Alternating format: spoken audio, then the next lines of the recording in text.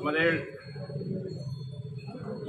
এই যে কম্বল বিতরণগুলি আমরা করছি, এই কম্বল বিতরণগুলো করছি এই কারণেই যে বিএনপি, আপনারা জানেন আমি জেলা বিএনপির সহসভাপতি, আমি এখানকার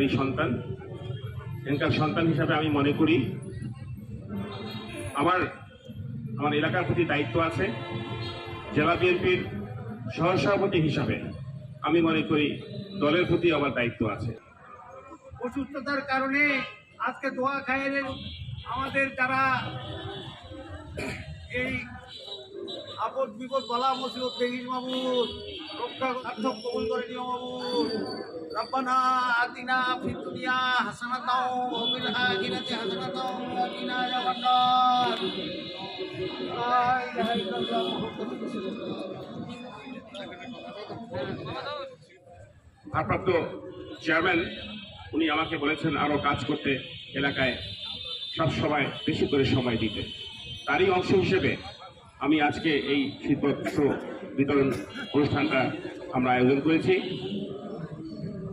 এই অনুষ্ঠান আয়োজন করার ক্ষেত্রে যারা আমাদেরকে সহযোগিতা করেছেন, বিশেষ করে পৌর বিএনপি এবং আমাদের এই ওয়ার্ড বিএনপি সহ সকল স্তরের নেতৃবৃন্দ এবং আপনারা যারা সামনে সুধীবৃন্দ এসছেন এই অনুষ্ঠানটি সাফল্যমণ্ডিত করবার জন্য সবার প্রতি আমার আন্তরিক ধন্যবাদ এবং আমি আমার কৃতজ্ঞতা প্রকাশ করছি।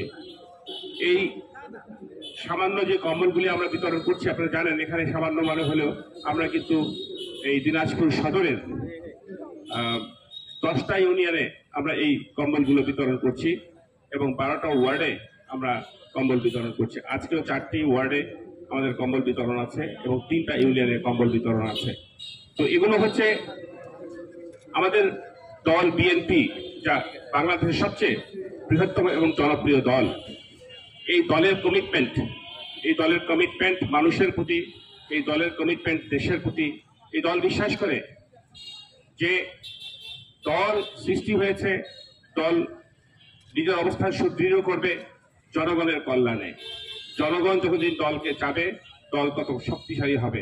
সেজন্য আমাদের ভারপ্রাপ্ত চেয়ারম্যান বারবার বলছেন যে আপনারা যদি নেতৃত্ব দিতে চান তাহলে আপনাদের সম্বলটা কি? আপনাদের সম্বল হচ্ছে জনগণের আস্থা। আপনারা যদি জনগণের আস্থা অর্জন করতে পারেন তাহলেই আপনারা নেতা, তাহলেই আপনাদের নেতৃত্ব পারবেন।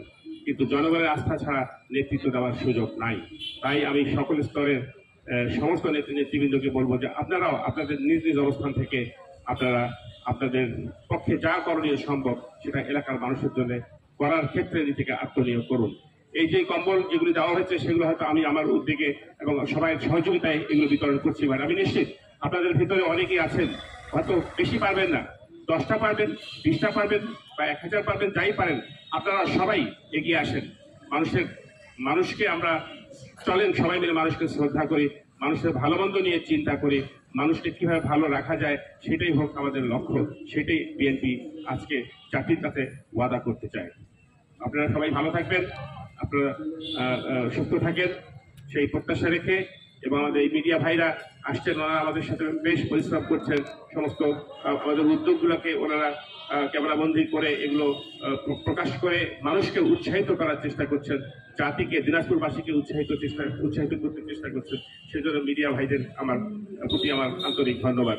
আপনাদের দীর্ঘ জীবন কামনা করি, সুস্বাস্থ্য কামনা করি, এবং এই জাতীয় কর্মসূচি, জনগণের জন্য এই কর্মসূচি যেন ভবিষ্যতে আমরা অব্যাহত রাখতে পারি সেটা প্রত্যাশা করি।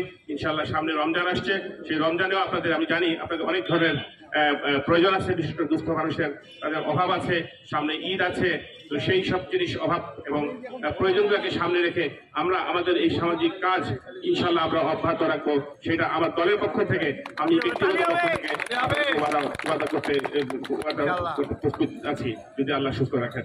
আপনারা ভালো থাকেন এবং আপনারা সবাই মিলে দলের মধ্যে বিভেদ আছে, থাকতে পারে, সব বিভেদ ভুলে গিয়ে দলের স্বার্থকে সামনে রেখে জিয়াউর রহমান আমাদের প্রতিষ্ঠাতা, উনি বলেছেন যে ব্যক্তির চেয়ে দল বড়, দলের চেয়ে দেশ বড়। সুতরাং দলীয় স্বার্থ রাষ্ট্রীয় স্বার্থকে সামনে রেখে প্রাধান্য দিয়ে আমরা সবাই মিলে রাষ্ট্রের জন্য দেশের জন্য কাজ করি, সেই প্রত্যাশা রেখে আপনাদের সুস্বাস্থ্য দীর্ঘ জীবন কামনা করে আপনাদের সকলকে আবারও ধন্যবাদ জানিয়ে আমি আমার বক্তব্য শেষ করছি। খোদা হাফেজ। বাংলাদেশ জিন্দাবাদ, বাংলাদেশ জাতীয়তাবাদী দল জিন্দাবাদ, শহীদ জিয়া অমর হোক, বেগম জিয়া জিন্দাবাদ, কারণের প্রতীক জনাব তারেক রহমান জিন্দাবাদ। আসসালামু আলাইকুম।